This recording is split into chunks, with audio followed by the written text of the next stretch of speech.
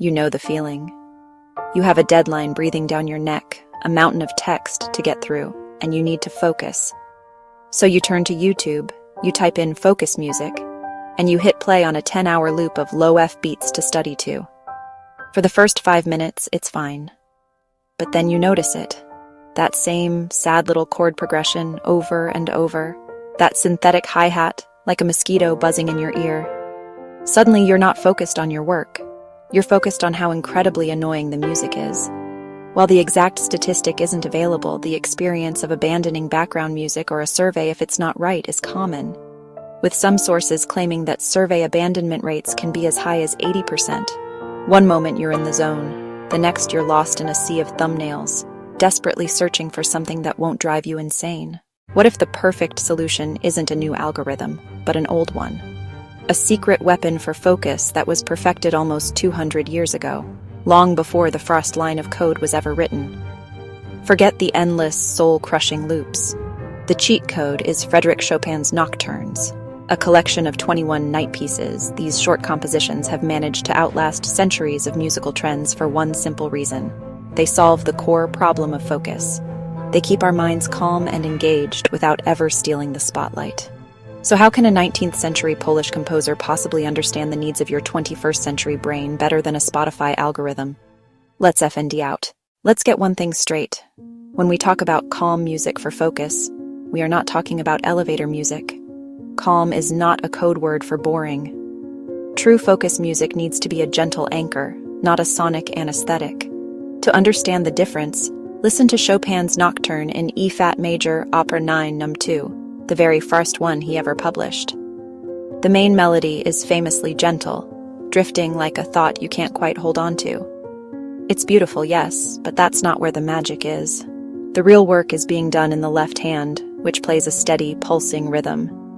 This is the heartbeat of the piece, a quiet engine that keeps everything moving forward. Neuroscientists have a term for this state, a moderate arousal curve. It's that sweet spot where your brain is deeply relaxed, but your reflexes are still razor sharp. It's the reason surgeons have been known to cue up classical pieces in the operating theater. In a high-stakes environment, music is proven to help lower the heart rate while keeping the mind alert and the hand steady. In fact, studies have shown that classical music, when played at a low to medium volume, can improve a surgeon's accuracy and speed. It's a state of relaxed vigilance. Don't believe it? Try a quick test. Find a dense 2-page article. Read it once with Chopin playing softly in the background. Then FND a generic 60 beats per minute smooth jazz track, and read it again. The tempo might be the same, but your brain will be in two completely different states. One feels like you're being gently held afloat on a calm sea. The other feels like you're slowly being put to sleep. But what makes these antique pieces so much more effective than modern ambient music? The secret isn't just in the rhythm, it's in the emotion. When you think of romantic music, you probably imagine something huge, thundering orchestras, massive choirs, cannons, the whole 9 yards. It's music designed to overwhelm you with feeling. Chopin's genius was his ability to pack that same emotional hurricane into a teacup. He delivers the full force of romanticism on a miniature scale, giving you these powerful emotional hits without derailing your concentration. Listen to the Nocturne in E minor Op. 72, number 1. The main theme is built on a profound sense of melancholy. It sounds like a quiet, regretful confession whispered at 2 a.m. The music sighs. But then, for just 8 bars, something incredible happens. The harmony suddenly shifts from the darkness of E minor into the warmth of C major. It's a brief, unexpected moment of sunlight breaking through the clouds. That tiny harmonic detour triggers a subtle release of dopamine in your brain, a little reward, a flash of warmth. And then, just as quickly as it appeared, it's gone. And you're back in the dusk of the main theme. The result is that you feel moved, but not distracted. You're engaged, but not drained.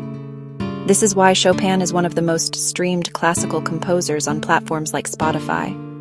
If you scroll through the comments on any YouTube video of his pieces, you'll see thousands of students swearing their GPA jumped a full letter grade the moment they swapped aggressive trap beats for these nearly 200-year-old lullabies. Is that just a coincidence? Perhaps. Or perhaps Chopin discovered a cheat sheet for human emotion and hit it right in the chord chart. So, how do you harness this power for yourself? Here's where you take control of the code. You don't just feed your brain all 21 nocturnes at once. That's the equivalent of a data dump. The key to using Chopin for focus isn't just the input, but the sequence of that input. You have to train your personal focus algorithm. You're building a bespoke routine that guides your brain into a state of FOW and keeps it there. You can't let a generic Chopin function randomize the data. That introduces noise and corrupts the process. For instance, you can't begin a training session with the thunderous, dramatic nocturne in C minor, OP 48, number 1. It's a masterpiece, but as your initial input, it's an emotional overload that will cause the whole system to crash. Instead, think of it as machine learning for your mind. You start with clean, simple data. To build a perfect 2-hour focus block, try feeding your brain this sequence, a foundational algorithm for concentration. 1. Op 9, number 1. This is your boot-up sequence. Its gentle, questioning melody initiates the process, quieting background noise. 2. Op 9, num 2. Now the core program is running. This famous melody provides just enough data to keep the system engaged. The Retard Sopper 15, number 3. This one introduces a darker, more complex variable. It grounds the system and prevents processing drift. 4. Op 27, number 1. After the darker data set, this piece provides a brief, dramatic lift, a burst of processing power like a sudden moment of inspiration. 5. Op 27, num 2. This is the longest subroutine, the sweet spot of the algorithm. It's pure, uninterrupted FOW state. 6. Op 32, number 1. A gentle shutdown sequence. The piece is calm but ends with a surprising dramatic chord, signaling that the session is complete and saving your work. This specific sequence keeps the harmonic data shifting just enough to prevent system idle. But the dynamics never require a surge in processing power. Your brain gets to operate on the alpha waves of deep relaxation without ever entering sleep mode. And a pro tip for avoiding algorithmic interference. FND a long play video on YouTube and add "When" to the end of the URL. This can help override the platform's own autoplay AI, which might jar you out of your focus with a loud ad for a mobile game, shattering the spell. But what is the underlying code, technically, that makes this all work so well? You don't need a degree in music theory to understand the magic, just a spoonful of it. 2 specific details in Chopin's writing are responsible for this perfect balance of calm and engagement. First, Chopin absolutely loved using a chord called the Neapolitan, or the Fat 2 chord. For non-musicians, all you need to know is that this chord is the musical equivalent of sinking into a perfectly warm bath. It feels lush, deeply satisfying, and resolves in a way that feels both surprising and inevitable. It's a moment of pure, plush comfort. Second, Chopin deliberately messes with our sense of rhythm. Most simple music is written in predictable 4-bar phrases. Our brains are pattern recognition machines, and after a few minutes of this, we get bored and tune out. Chopin knew this. He stretches his phrases to odd lengths, 5 bars here, 7 there.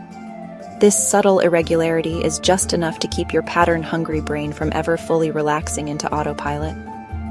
It keeps one part of your mind gently engaged, guessing what's coming next, which prevents the other part from falling asleep. The upshot is a lullaby that keeps one eye open. This isn't just a feeling, it's measurable.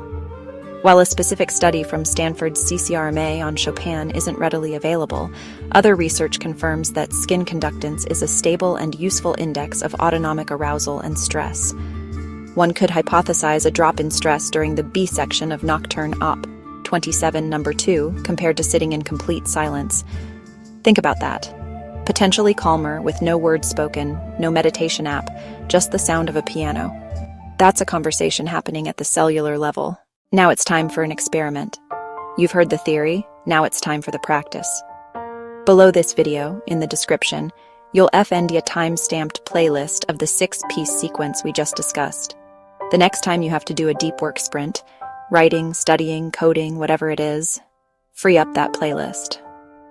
Note your focus level before you start, using whatever metric you prefer. A freedom or forest session, or just a simple kitchen timer to see how long you can go without getting distracted. When you're done, drop your results in the comments below. Let's crowdsource some data and see if a 19th century composer can outperform a 21st century algorithm. If you FND that the music lets your thoughts drift like candle smoke on still air, be sure to subscribe to Opera Brownn. Because next week, we're going to dig into Debussy's Clair de Lune and explore why that single piece of music gets some coders into a faux state faster than their favorite energy drink. So it turns out that romantic doesn't have to mean melodrama, and calm doesn't have to mean narcolepsy. It means that a Polish exile living in Paris in the 1830s accidentally wrote the single greatest productivity hack ever recorded. He created music that is interesting enough to occupy the restless, monkey mind part of your brain, but quiet enough to let the focused, analytical part get its work done. The next time an algorithm tries to tempt you with 10 hours of synthetic rain sounds or another generic chill-hop beat, remember this. A single, perfectly crafted Chopin Nocturne can quiet your nervous system and sharpen your mind more effectively than a productivity app. So press play, drop your shoulders, and let Chopin's left hand keep the clock while his right hand tells a story you've already forgotten you needed to hear. He gives you the entire night sky. There's no need to count the stars.